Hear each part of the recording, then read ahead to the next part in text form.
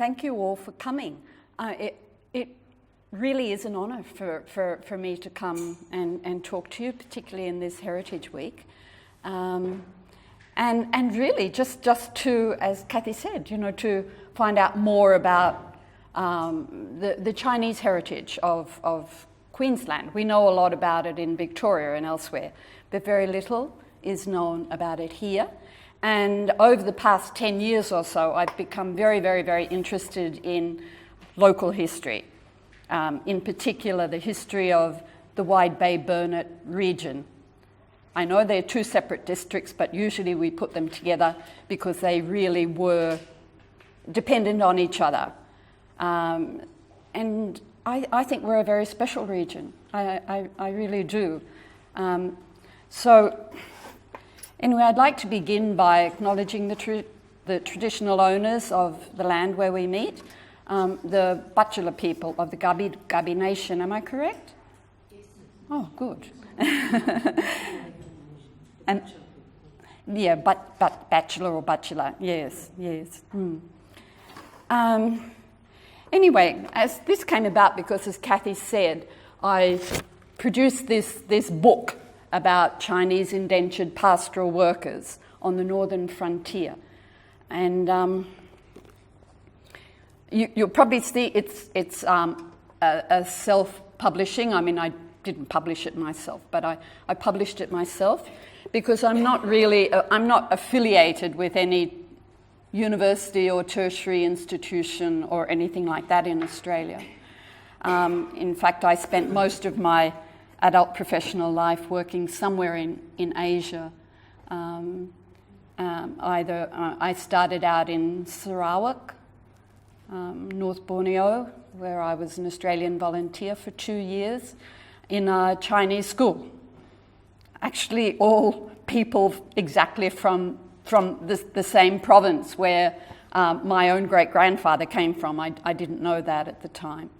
After that, I went to China for about 4 years and then spent the next 20 more years in Laos, Vietnam and Cambodia, especially in Cambodia. And all the time, of course, Chinese people. And so I was very interested in Chinese history and Chinese culture as well. But before I went off to be an Australian volunteer in Sarawak, one of my aunts came to me and she said, "You know that your great-grandfather was a Chinese shepherd." And I thought, oh, that's ridiculous. First of all, I had no idea that there were sheep anywhere within Kui distance of Bundaberg. And the idea that I was Chinese was also a little bit odd. So I never really followed it up until I came back to Australia after my mother went into a nursing home. And really for something to entertain the both of us, I started investigating this business of the Chinese shepherd. So anyway, I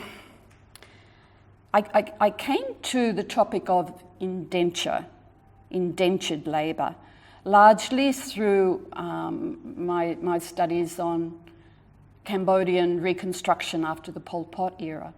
So I got very interested in economic reconstruction, and the only viable export crop that Cambodia had after that disaster was rubber. So being an historian, rubber, I became fascinated by rubber. I had to visit all the rubber plantations. But from that, I realized that from about 1850 to World War I, the whole world went through this amazing transformation from subsistence economy, so families wherever in the world living on their family plots, growing basically whatever food they needed or exchanging food with others who had a surplus. We went from that pattern of economy to something very, very different into a kind of global capitalism. And this all happened in the space of 50 years. There was tremendous migration, 45 million European migrants left Europe mainly for the Americas, and some of them came here and some went to South Africa and New Zealand too, but on a massive scale. But also in that number were about 3 million Chinese and Indian, for the most part, labourers who went to sugar plantations, to mines, and to the big sheep and cattle runs of South America and Australia and elsewhere. So the history of indenture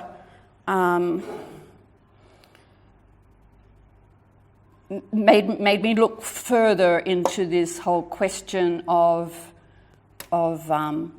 labour, because labour is usually referred to as a problem. I mean, even today, we're going through this election, they still talk about wages and the cost of labour, and if wages go up, then profits will go down, and all of this. So labour has been the everlasting issue when we're talking about capitalism. So in Australia, but in this region, when this region was proclaimed a new district of New South Wales in 1848, the sheep farmers were very, very keen to bring their flocks up from Bathurst or Clarence River or wherever in New South Wales to these glorious pastures north of the Darling Downs. But where were they going to get labour? There were no fences. Without shepherds, you didn't have sheep. So the convicts who had been in Moreton Bay largely went back to New South Wales when the penal colony closed. There were a few who chose to stay, but not nearly enough to provide the sort of labour that the sheep farmers needed. So this really was putting a stop to further pastoral expansion. They also were, it wasn't just a matter of finding labour, they wanted £10 shepherds. They didn't want to pay more than £10 for a shepherd. So enterprising businessmen in Sydney who had contacts in Hong Kong and in China suggested bringing in Chinese labourers to work as shepherds in this part of the world. So between 1848 and 1853, about 3,000 Chinese men were recruited, contracted to come to the whole of New South Wales, but about half of them came north of the 30th latitude. About half of them came to the Darling Downs, the Burnett and Wide Bay, and Maranoa. And they were indentured for 5 years. They were on contract.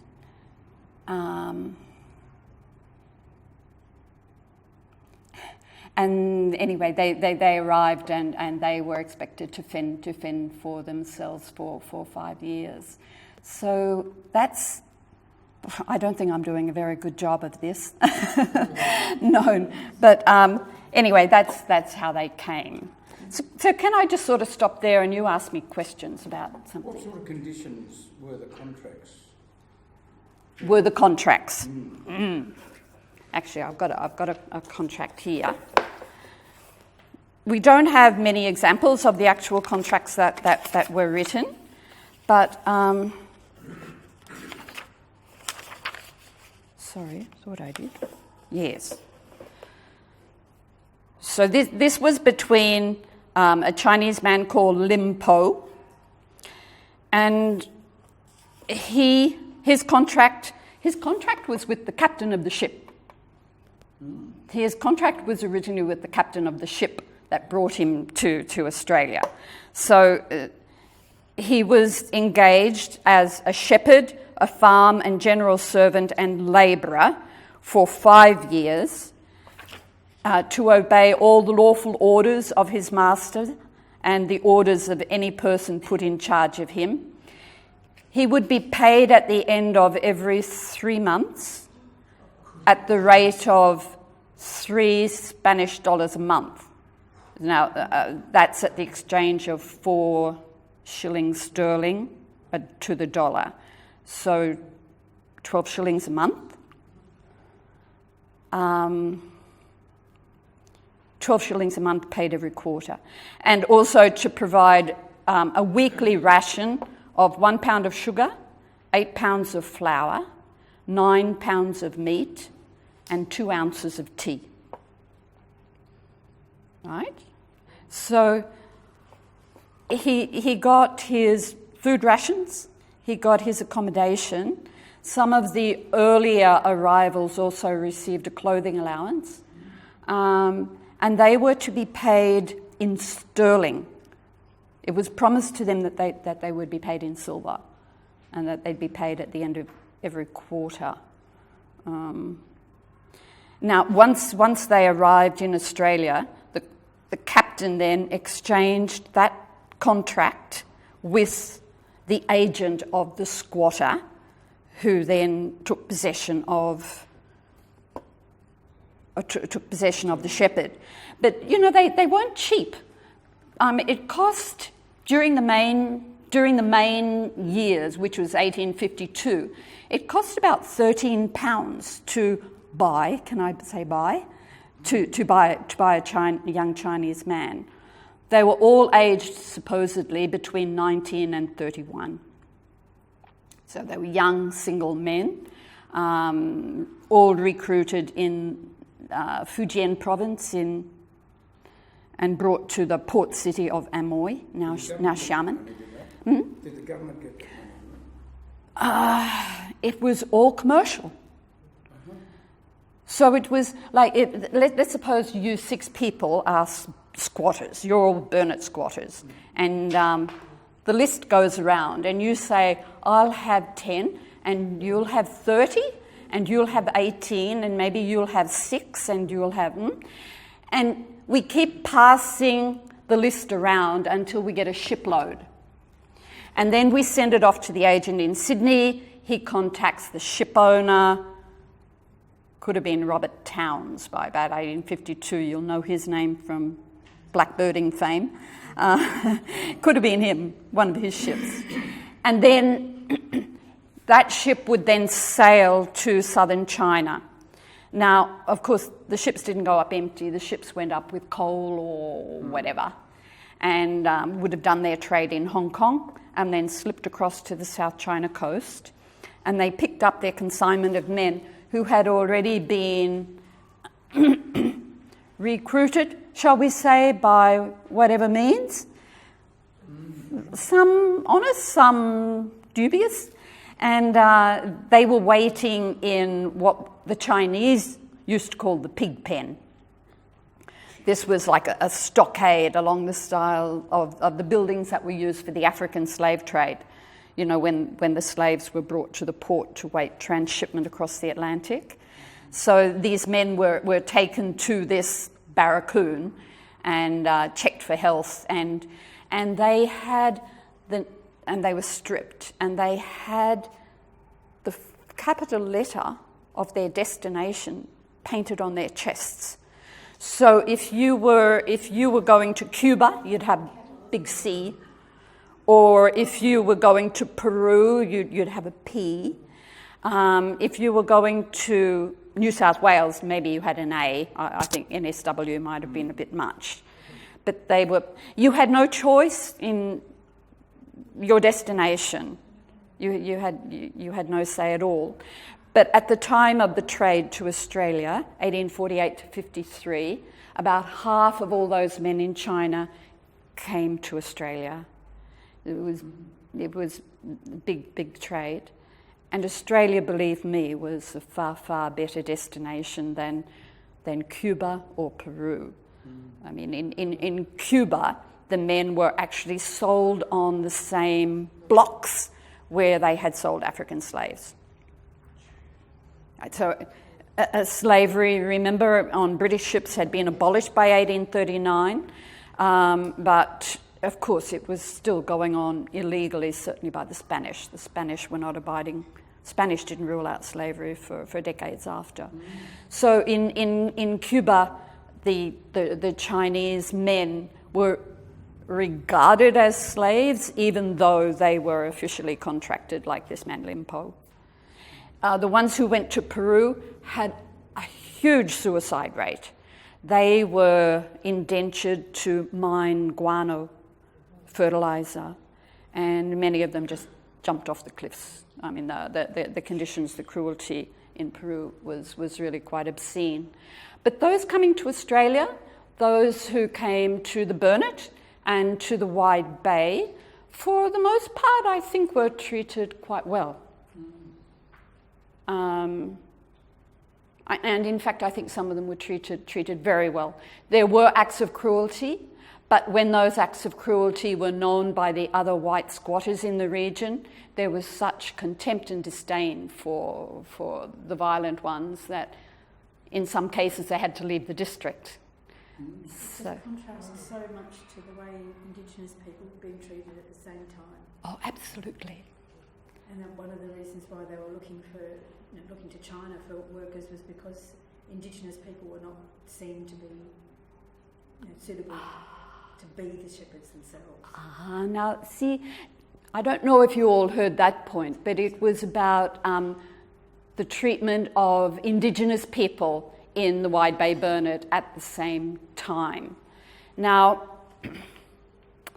there were actually some runs, like Kuranga in the Burnett, which was owned by the Strathdees. They had a 100% Indigenous labour force from the beginning, from the very beginning. Yes. And, and this period when the Chinese came, 1848 to 53, was the time of intensive Aboriginal resistance to white settler occupation of their land. It was organised and concerted. I mean, it was planned, and it was very, very bloody. That was when the native police were brought in, and that was when the massacres happened. And they happened Manumbar Station. It was a big massacre.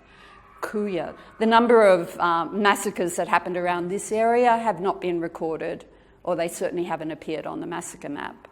No, but after about 1852, there was a kind of truce.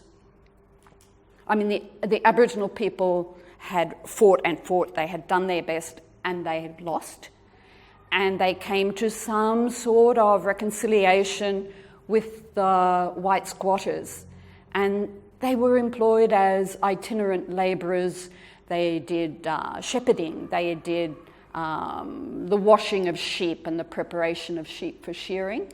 So, fence building too, I've read. And fence building probably later in the 1860s. But I agree with you. I think the whole question of the Indigenous labour force in this region is another whole area of history that hasn't been done. But the Chinese fill this very, very important gap in the labour market in that period. They arrived just in time for the discovery of gold in Victoria. And the description of Maryborough at that time was like, there were about 6 people left, and one of them was a washerwoman and another was a Californian widow. Most people left, and they said, but the wharves in Maryborough were full of wool because the Chinese were the Chinese shepherds, and 1 in a quarter of all the shepherds in the Burnett were Chinese. There were so many of them. They were so important to the industry. And so Maryborough wharves were full of wool, but there was nobody left in Maryborough to help transship the wool south. And anyway, all the ships were so busy carrying people off to the diggings that Maryborough went through a very rocky period there for a while around the time of the gold digging. I had another question. Just you said they're 5-year contracts. What was the expectation that would happen after the 5 years? Okay. So this is a question about the 5-year contract and what happened after the 5 years were up. Now, I assume that if you're here, you're interested in history and you probably already know a lot about this region. You would know about, may I use the word Kanaka without offending anybody? I mean, I use it respectfully and as an historical reference here. And because Kanak was the ethnic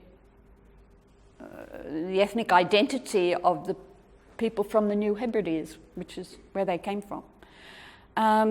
They came on 3-year contracts, and built into their contract was return passage. Usually the return passage was part of a contract. A little known part of history here in this region were the Indian coolies who were brought out as shepherds before the Chinese, and they too had return passage in their contract. Now the Chinese didn't, but that was largely because the law in China forbade immigration. So any Chinese who left China was a criminal and liable to execution if they dared to return. This was under Chinese law. So these young men knew once they left they weren't going back. They couldn't go back. I mean, they firmly believed they couldn't go back. And anyway, they cut their queues off. That would be one sign that you were never going back. Their pigtails, they cut them off. Because it was only men that came. And it was only men came. There were no Chinese women officially registered on a census before 1861. So if they started coming out in 1848, there were no women. So what do you do at the end of that 5-year period? They came knowing that they wouldn't return. So in fact they became immigrants. Most of them became very successful. So they survived, and I think they survived quite well. But yes, in terms of expectation, there was no. Most of them, after those 5 years, just joined the regular workforce, and from what I can tell from my research, they were paid at exactly the same rates of pay as every other worker. So that they were paid the same. If they were shearing sheep, they were paid at the same rate as white shearers. If they were still shepherding, they were paid at the same rates as shepherds. But during their contract period, they were really terribly exploited in terms of wages. They could earn in 5 years what an average European in the same area of pastoral business was paid in 5. They were paid very, very little. And sometimes they weren't paid at all, which was the cause for rioting, but that's another matter. So any other questions? I really do prefer the questions, you know, I'm not very good at... They did have some Chinese riots, were there? Chinese riots. Actually, during the time of their indenture, they had a very bad press, because the Chinese, being Chinese, were not prepared to lie down and just take things. They knew their contract. They knew how much they were supposed to be paid, and they knew that they were to be paid in silver. Not by promissory note, not by cheque, and they had to be paid every quarter. Now, the squatters were not prepared to do this. They were not prepared to do this because there were no police in the Wide Bay Burnett, and they thought that there were no banks, and so having to bring up silver, well, you could probably get it as far as Moreton Bay, but then having to bring it overland into our districts would probably mean an outbreak of bushranging at least. But Yeah, so when they didn't actually riot as such. What they would do, they would do what all workers do. They'd down tools and walk off the job. And usually at peak time, like in the middle of shearing, they would do that. They'd walk off en masse. During that time, so yes, when they really got themselves organised like this, and it was from, the news would pass from one station to another. In 1 year, I forget what year it was, I think it could have been 1852, half of the Brisbane jail population were Chinese. Yeah. And they were all there for disobeying orders, refusing to work, deserting or absconding, which was a very serious crime against the Master and Servant Act. And they just appear in court, and the magistrates would say, 3 months Brisbane jail, and off they'd go. And if half the prison population is Chinese, of course they're going to organise once they're in Brisbane jail. And they cause so much trouble in jail that some of them were put in solitary confinement.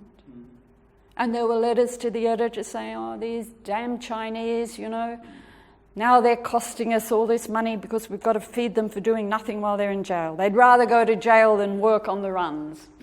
But no, they were very well organised. Very interesting. Because if you look at the history of the Kanakas, and the Kanakas were in Queensland for 40 years, we don't have a single riot or rebellion. No.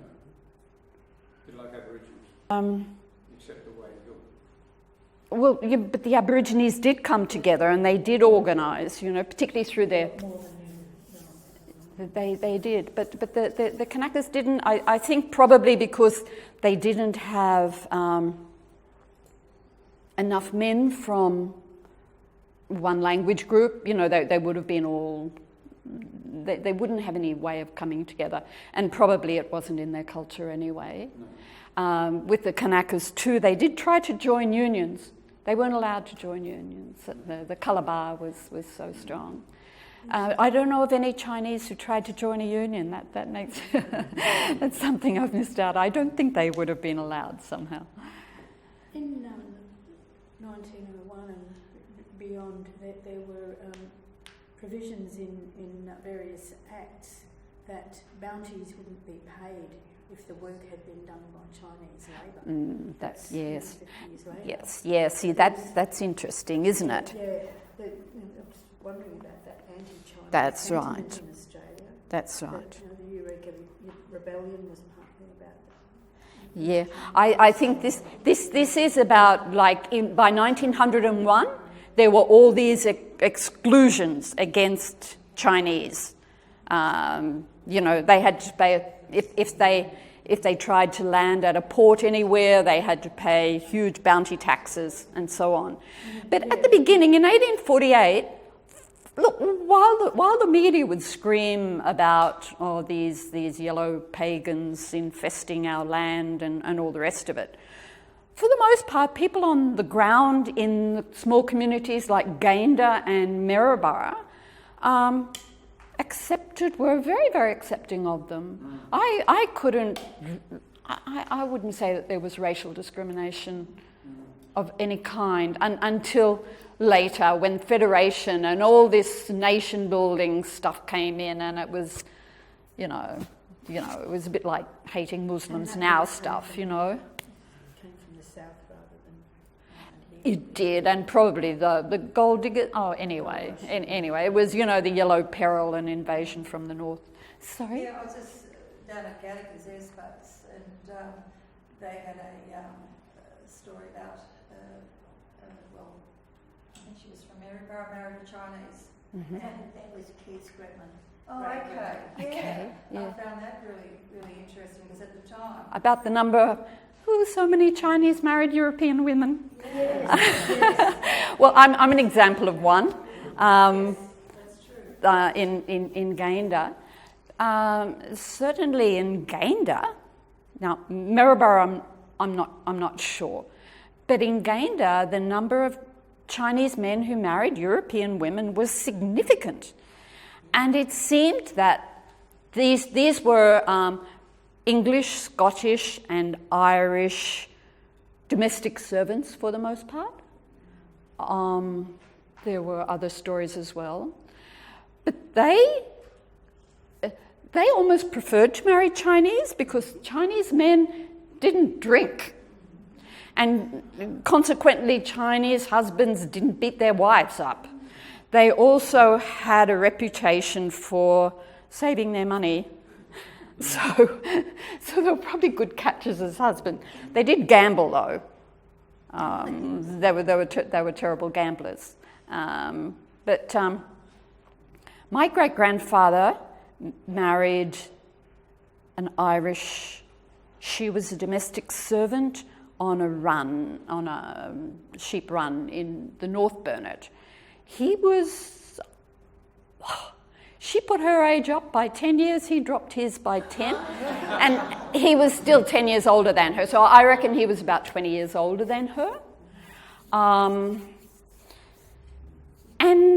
the family story is that she was working, she was a young woman in a part of the world where there were 7 white men to every white woman. So she was, I think, under constant sexual harassment from the bosses on the run.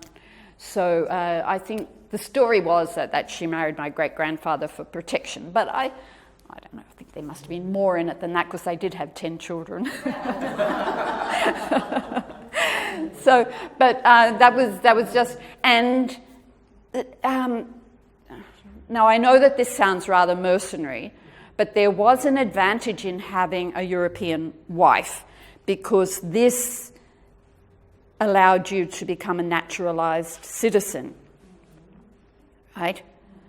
So I think my great-grandfather also had a brother, so there were 2 of them, and they stayed together and they started business in a butcher shop together. And anyway, they were together for a long time, and they got married 1 or 2 months apart.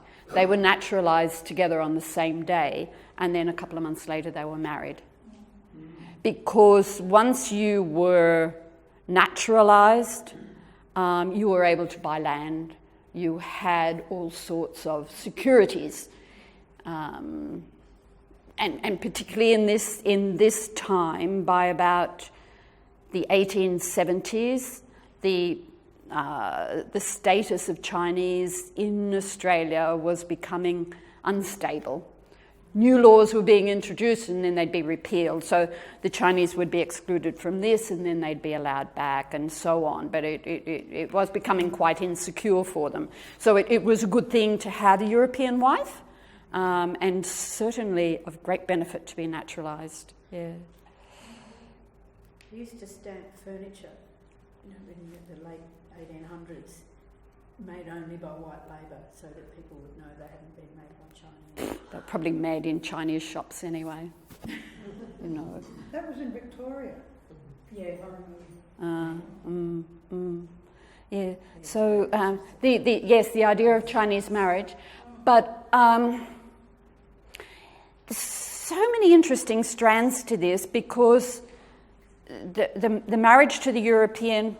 My great-grandfather was an Anglican when he married her, and of course, being Irish, she was Catholic, so he had to become Catholic. But he was already Anglican. So how did he become an Anglican? I think right back then in the early 1850s, there were the pastors of the different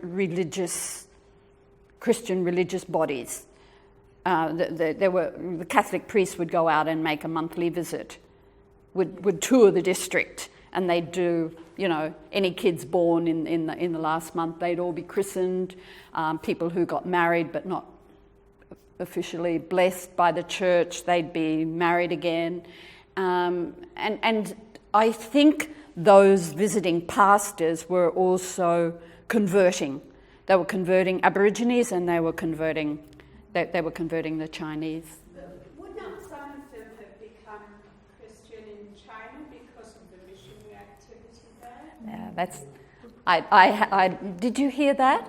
I had thought of that too, but you know, the Christian missionaries in China.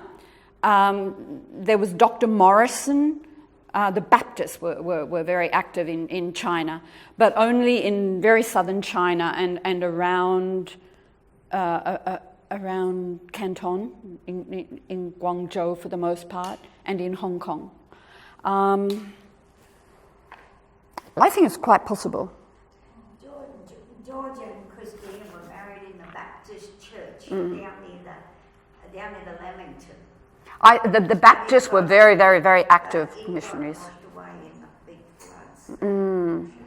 That old church. That's where they were married. So Baptist. they might have known Baptists in China. I mean, it's quite possible. Well, I think Baptists were very active in rural parts of many Asian countries because a couple of years ago I was in northwest Burma near the Indian border, and there are a lot of Christians along the Ching River because there were lots of Baptists again. You know that in 1842 there was the first Opium War. So this was the first push by the English, but also the other countries, other European countries, the first push into China.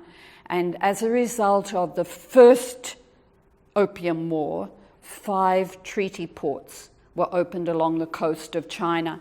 And so by then the missionaries had translated the Bible into Chinese, and they were moving Bibles up, but they could only go to these 5 ports. Then in 1860 there was the second big Opium War, and they pushed further inland, and then they had the missionaries were allowed into China. So that was after 1860, but that was a bit late for us. Why was the pigtail like that so significant to the Chinese? Because there was a lot of fighting. That's a good question, isn't it? So the pigtail was the mark of the Ching Dynasty. The Ching Dynasty, which came in 1624. Somebody might pick me up on that. In the 17th century, and it lasted until the revolution in 1911, when it just collapsed. But the Qing were barbarians from the north. They were Manchus. They were not exactly Genghis Khan, who was a Mongol, but you know what I mean. They were barbarians from north of the wall, and they invaded Ming China, the Ming dynasty, which had been a dynasty of peace and openness, and remembered nostalgically like that. But the Qing were quite ruthless, and they imposed this on the Chinese men.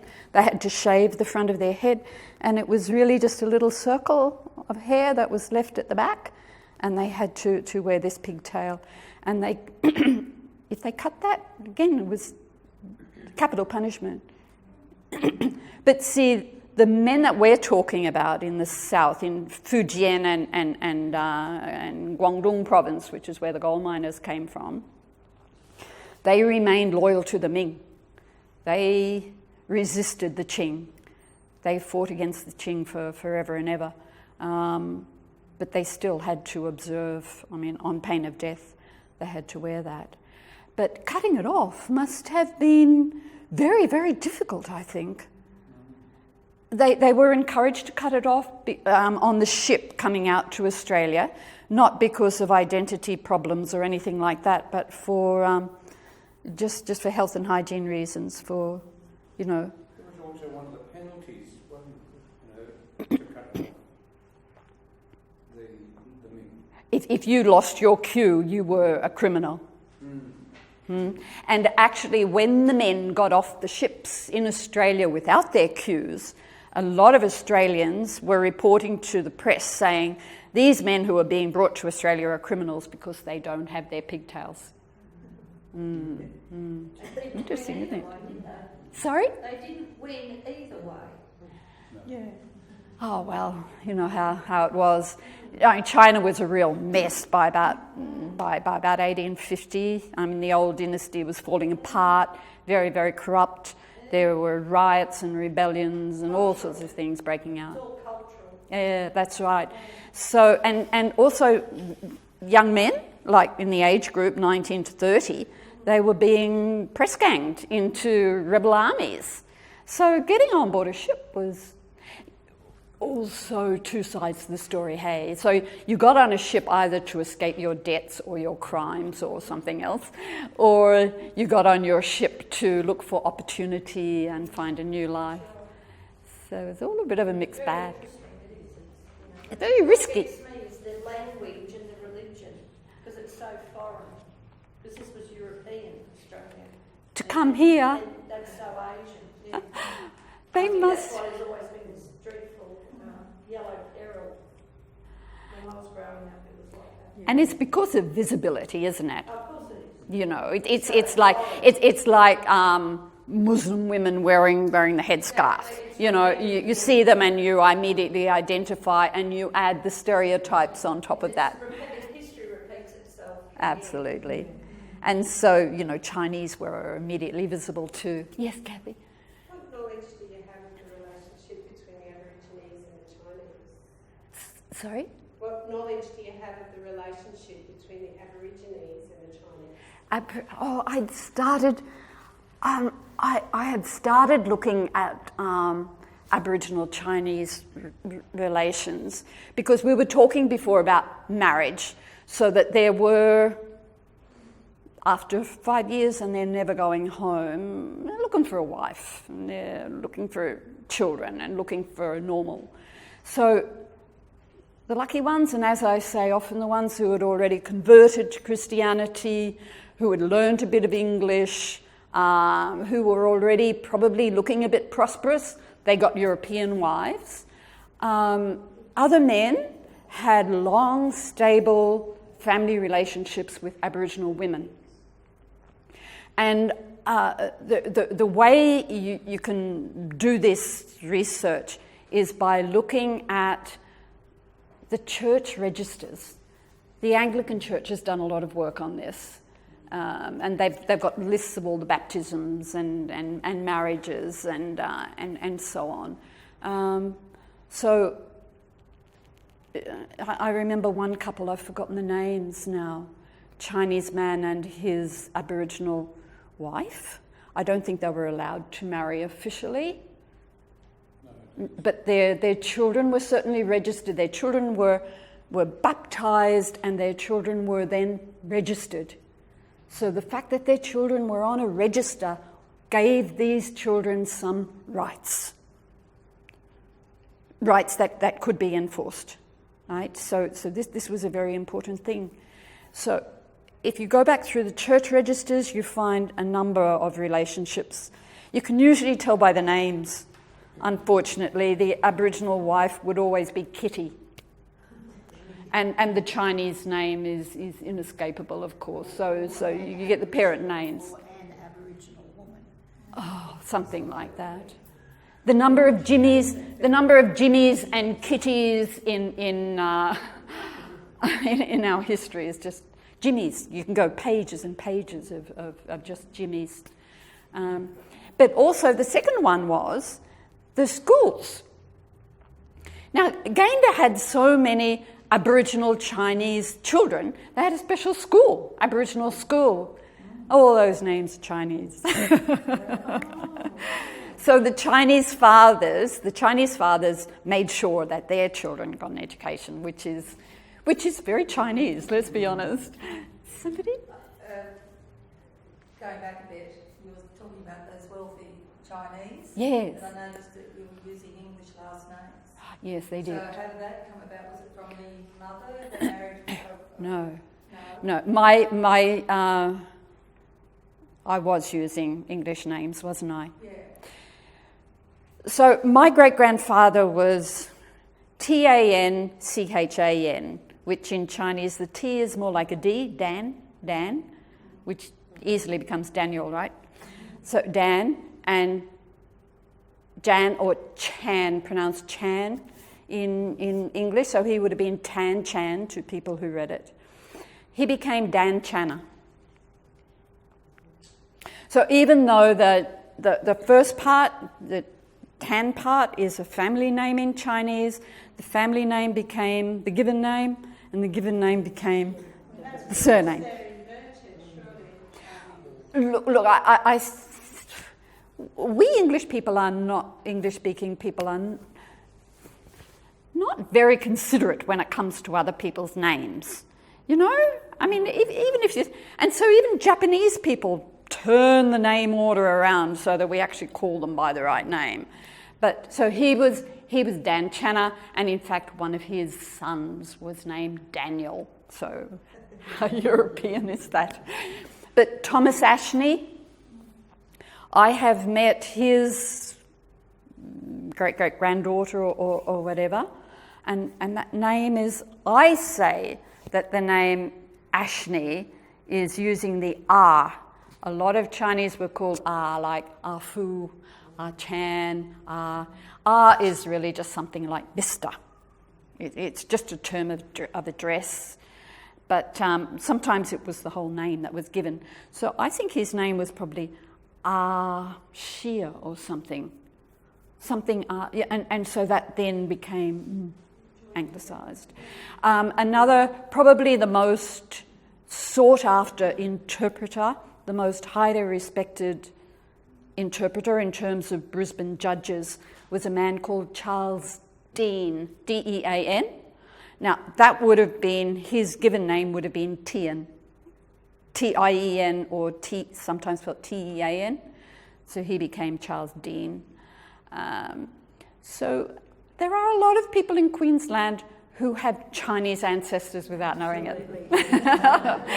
And if you've got a name like Young... Yes, there's a street in Gympie, one of the main streets in the centre of Gympie is Young Street. Yes. And most people don't know that was named after But the thing is, Young is also an Irish name, isn't it? Aren't they Irish? It's like Lee, you know, if you think of Lee, so you think, oh, it must be Chinese. But in fact, Lee could be Irish. So it's hard to know. My great-grandfather's brother was Tanyang,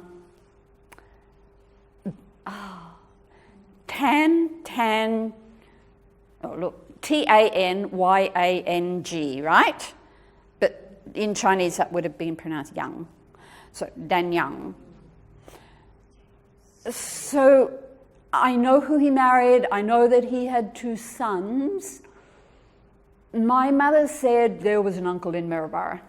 And I think she's right. But the only time I came across, and I think it's him, is John Young. And he was fined for having an unregistered goat.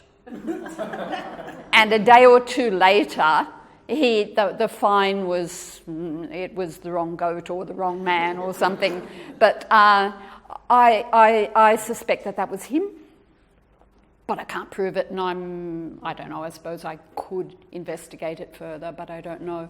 But Y-O-U-N-G, yes, also another possibility. But there could be lots of others, you know, other names, so I don't know. It all depends on how they said the word, and chapters register them, yes. their own words to them. You know? Yes.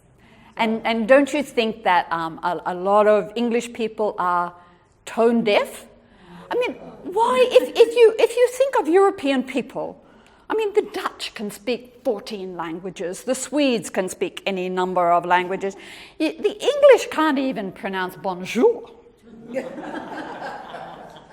know, I don't know why that is. Yeah. So if we had these young English officials there at the port when all these Chinese indentured labourers are coming off the ship, they were putting down any old rubbish.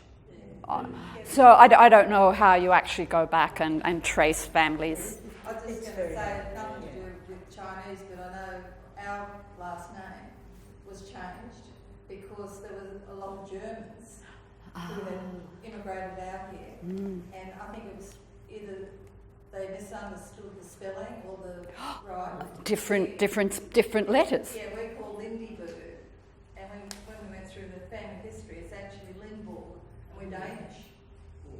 So to fit in, and I suppose seem like we were, from Europe, they made it into Lindyburg. Yes, and, yes. So, and they couldn't spell anyway. No.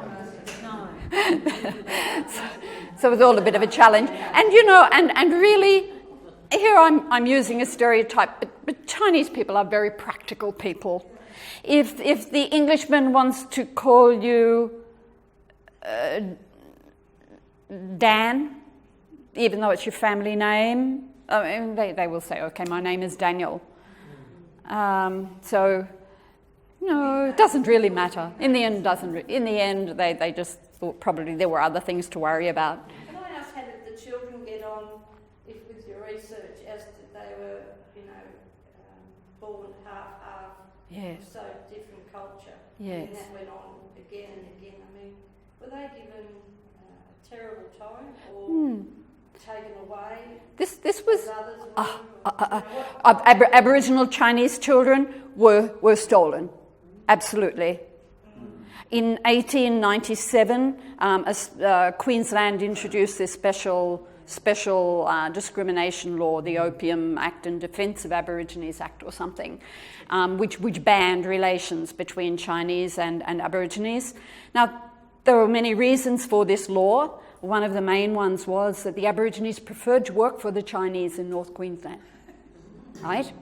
And the other merchants and traders in towns like Cairns and Townsville and so on were a bit annoyed because they wanted cheap Aboriginal labour. So Aborigines and Chinese were kept apart legally. They used the excuse of opium, that the Chinese were supplying Aborigines with opium. They used that. Chinese would have been supplying opium, but so were squatters. Exactly. So was everybody. Opium was not a forbidden drug. In fact, the Queensland government was very reluctant to introduce a ban on opium because they were getting so much money out of the excise tax. I just thought, like the kids who had no say in it. Yeah, that's right. I know. It goes on again and again. It's generational. It's interesting because I've heard of Aboriginal people who have the same embarrassment, can I call it that? The skeleton in the closet of a Chinese ancestor. I know one story of an Aboriginal woman. She'd say, "Why have we all got straight hair, Mum? When the other Aboriginal girls have got lovely curls. How come we're so short? How come we're so short?" And it would be, the Chinese ancestor in the family that they wouldn't know about. So the Chinese ancestor was kept hidden from Aboriginal heritage as much as it was from the European. There are also a few Aboriginal families with Chinese surnames, like Arkit. Yes, that's right. Yes, that's right. Look, can I just one of my great aunts was a little bit different from my other great aunts. She was taller and she was, her skin was a little darker. We thought because she was such a great gardener, she was outside all the time. Now, many years later, even my mother was surprised to learn that what she thought was her aunt was actually her cousin. So this aunt, Auntie Jess, was actually the daughter of the eldest sister of the Chinaman and the Irish wife. She was raped by the half-Aboriginal son of the boss on the station. The boss was in this long-term relationship with an Aboriginal woman, their only child, the son, and he raped the eldest, the firstborn child of this couple. But because the family was so big anyway, so this child was just sort of taken in as happened, But she never married. She was I always found her very bitter. I think because even though I didn't know her story, I suspect a lot of people in town did know the story. So the fact that she was both Chinese and Aboriginal really put her beyond the pale. Terrible things, terrible. There's all of that. Mm. Yes, true. In years gone by, I was involved at the Customs House Hotel here in Maryborough. Uh-huh. And in your research with the opium, there is still there now, the opium den down below, and they had it as a little tourist attraction. Did your research reveal anything concerning Opium den? Sorry? No, I don't know about that. I don't know whether it was fact or fiction, but... No, probably fact. You think? The story that was brought up because the opium dens, they were here, and there's evidence of them, but that was just a common pub cellar.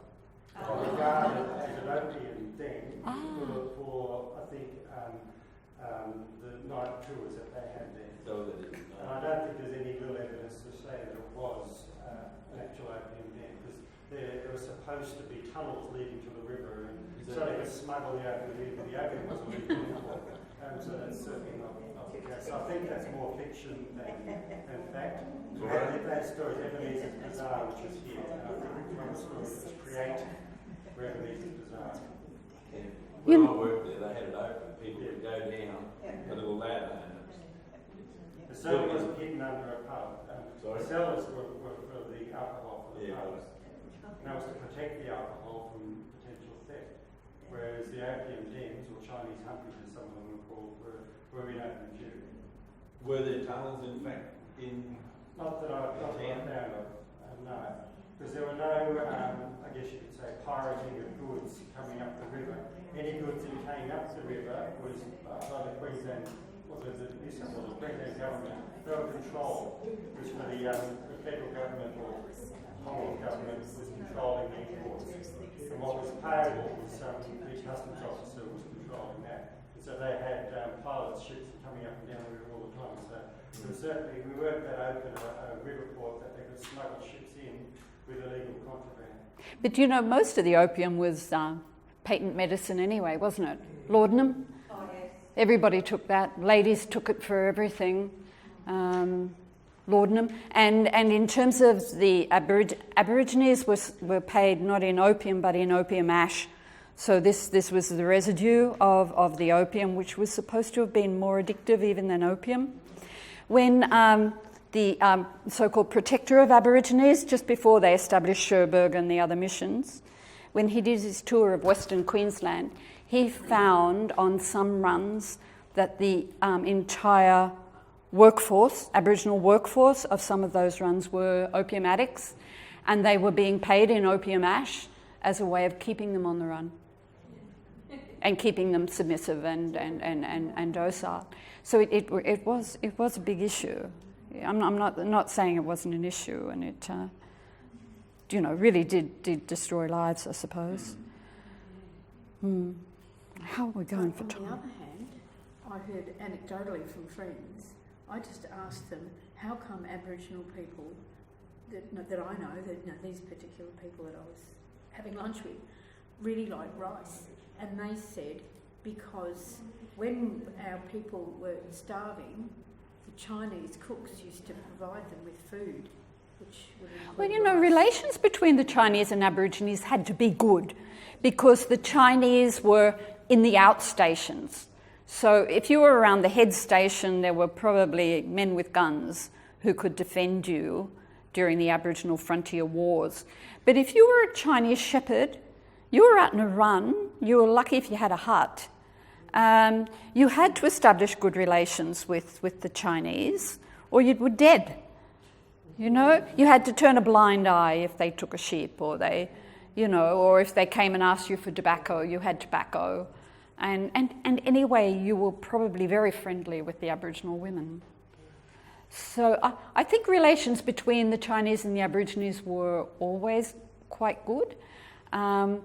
The Indian hill coolies had very bad relations with the Aboriginal people, and several of them were actually killed.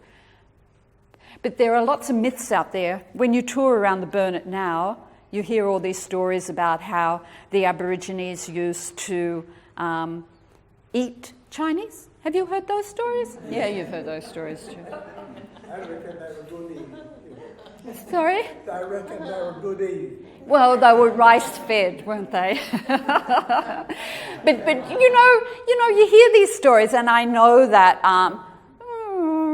ritual cannibalism was perhaps part of Chinese culture, of Aboriginal culture at some point. Maybe for the Bunya feast there was ritual, I don't know. Because I remember one official saying, it is very odd that every time a Bunya feast is celebrated, a Chinese shepherd goes missing. So I don't know. I don't know about that. Anyway, could be or not. So the South Sea Islanders came up to around the Gander area also. Yeah, that's another thing we don't know about the South Sea Islanders. Were at the beginning until about 1880. They were working as shepherds too. So these poor South Sea Islanders were sent way out there and expected to be shepherds, and expected to eat meat. None of their taro, none of their vegetables. Some of them were desperately unhappy. But South Sea Islanders probably also married Aboriginal women. They certainly did as Kanakas up and down the coast. In the very early years of Maryborough, I can remember an article in the Maryborough Chronicle where very early, 1867 was the first shipload of Kanakas to Maryborough, wasn't it? Within a year or two, there were marriages between European women and Kanaka men. See what I mean? The racism wasn't really a problem until the end of the century, when it became institutionalised, and there were people out there, a little bit like now, preaching on about white Australia and one Australia and all this business. Which one causes that the Great Depression of the 1890s? When there was Could have been a factor, couldn't it? Yeah. You had to blame somebody if you couldn't get a job. Yep. That would have been the case. But also the politicians stirred the pot. Because this, as they always do, get behind a united Australia, which is white and strong, There's also the unions being developed. And the unions, that's right. That's right. And nationalism, that's right. Union, Great Depression. That's true. All these tensions within workforces. Yes, sorry. Did you ever return to where your great-grandfather originated from? Well, I did. When I lived in China, I went through that. I had no idea at the time when I was there. But later when I was doing my research, I did. I deliberately went back. I deliberately went back, and I went to the harbour where he would have left from, and there's a special museum there now called the Overseas Chinese Museum, which was given by a very wealthy overseas Chinese, and that's fantastic display place. Where did you get that photo that you used for the poster?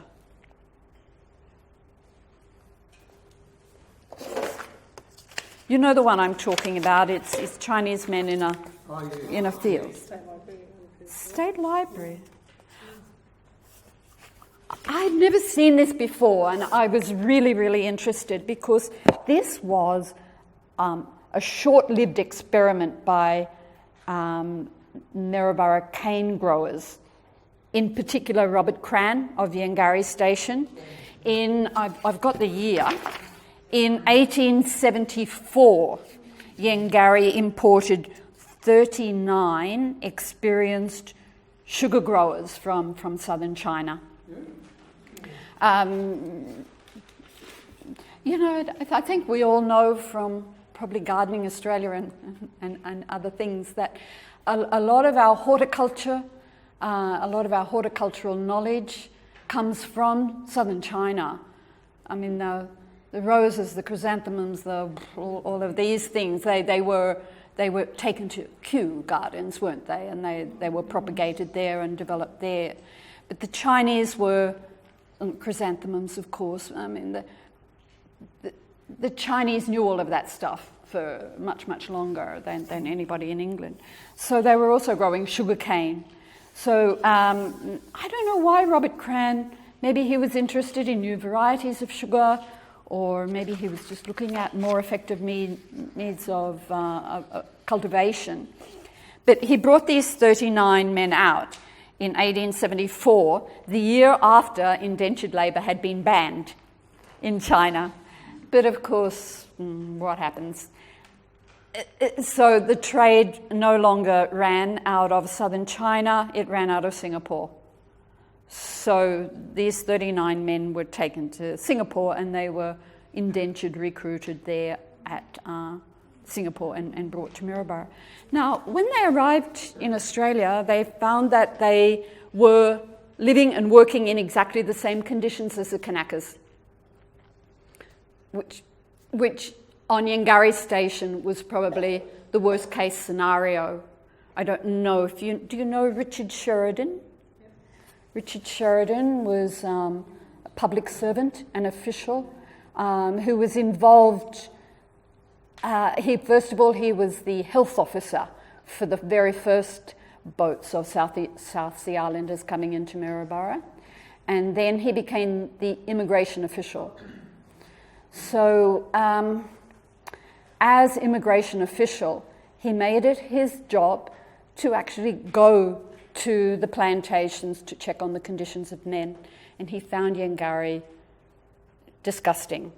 The mortality rate among Kanakas on Yangari was 4 times the death rate of Europeans in Maryborough. If you look at the graph, you can see all the spikes. Yes, it's influenza epidemics, measles epidemics, right? But the difference between the deaths of the Kanakas and the deaths of Maryborough citizens, 4 times. Higher than the death rate under Pol Pot of Cambodians. Can you imagine? And they were dying from the same causes that Cambodians died from under Pol Pot. They died from overwork. They died from poor food, bad water, lack of medical care. Their bodies were being thrown into pits. There was no registration of deaths. It was a really bad situation on Yangari. And Richard Sheridan lost his job. He lost his job over that. He succeeded in getting a committee of inquiry together, but he was forced to leave Maryborough, forced to leave his job. But so this was about 1874 when these Chinese workers came. Conditions were getting pretty bad. And they just absconded. Their pay was pathetic, their conditions of work, their living conditions were appalling, and they just absconded. So of the 39, 15 of them successfully absconded. 15 of them ran away and stayed away. I'm not quite sure where they went. But 16 of them were arrested and paraded through the Maryborough courts, and they were accused with all the stereotypes of Chinese. They were accused of opium addiction. They were accused of absenteeism. They were accused of everything and not allowed to defend themselves in any way. But that was a bad part of the indentured labour history in the Wide Bay Burnett.